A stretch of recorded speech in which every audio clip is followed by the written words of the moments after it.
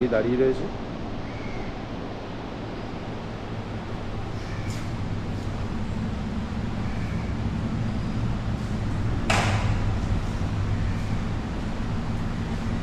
এই service centre পুরোটা আমার সিভিআর 1000 দাঁড়িয়ে রয়েছে।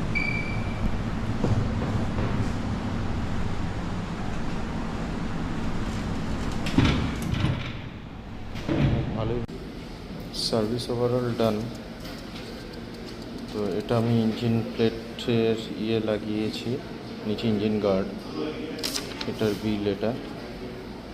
এইটা হচ্ছে ওই কিললং ভাইজার, সামনে একটা ভাইজারটা ওটা নতুন লাগিয়েছে, আর পিছনে ব্যাক রেস্টটা, সেটার বিল 6255।